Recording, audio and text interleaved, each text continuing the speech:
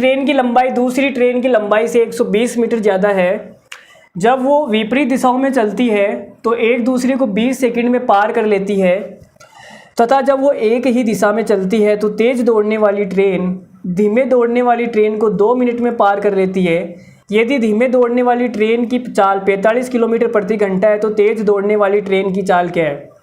तो इतना लंबा सवाल है, तो इतने लंबे सवाल को देखते ही डर जाते हैं आधे, तो ऐसे छोड़ आते हैं कि सर इतना लंबा सवाल आया था, बस पढ़ते ही कुछ समझ में नहीं आ रहा था। ऊपर से पढ़ा तो नीचे वाला भूल गए, जब ऊपर से पढ़ते पढ़ते नीचे पहुँचे तो ऊपर वाला भूल गए कि सवाल बोल क्या रहा है। तो ऐसे नहीं करना है, ठीक है। तो जब तक आप अच्छे तरीके नहीं सीखोगे सवाल को करने का तब तक बात बढ़ने वाली है नहीं।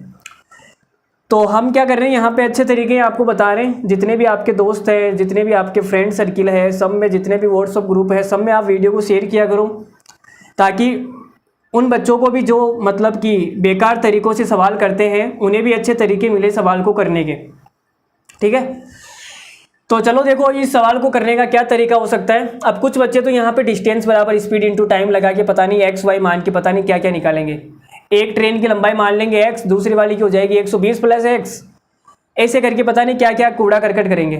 तो ऐसे बिल्कुल भी नहीं करना है, जैसे मैं सिखा रहा हूँ आपको वैसे ही करना है। तो देखो भाई का तरीका देखना है सवाल को करने का। अभी हमने सवाल किया था ना जस्ट 8वां, वैसा ही तो सवाल है ये। देखो क्या करना है, तो मुझे बताओ कि डिस्टेंस क्या है, समान है। अब मैंने आपको कहा कि विपरीत दिशाओं में चले चाहे वो समान दिशा में चले, डिस्टेंस क्या होगी, समान होगी, ठीक है। विपरीत दिशाओं से आएगी तो उतनी डिस्टेंस चली जाएगी दोनों की लंबाइयों के योग के बराबर, और अगर समान दिशा में जाएगी तो भी डिस्टेंस दोनों की लंबाइयों के योग के बराबर ही चली जाएगी। केवल और केवल रिलेटिव स्पीड में फ़र्क पड़ेगा दिशा का, बस, ठीक है। तो यहाँ पे सबसे पहले आप लिखेंगे कि डिस्टेंस क्या है, डिस्टेंस आपके सामने है फिक्स, और जब डिस्टेंस होती है फिक्स तब क्या होता है, स्पीड और टाइम का जो रेशियो होता है वो क्या होता है, एक दूसरे का उल्टा होता है। अब यहाँ बोलोगे सर टाइम का जो अनुपात है एक तो 20 सेकंड है और दूसरा टाइम कितना है 2 मिनट। 2 मिनट का मतलब हो गया 120 सेकंड, तो अनुपात कितना आ जाएगा 20 एकम 20 और 20 छिक गए 120, तो अनुपात आ गया 1/6। टाइम 1/6 तो स्पीड हो जाएगी 6 से 1। अब हमने आपको बताया था कि जो ज़्यादा होता है वो तो प्लस वाला हो जाएगा और जो कम होता है वो माइनस वाला हो जाएगा। तो दोनों की स्पीड को हमने S1 और S2 मान लिया।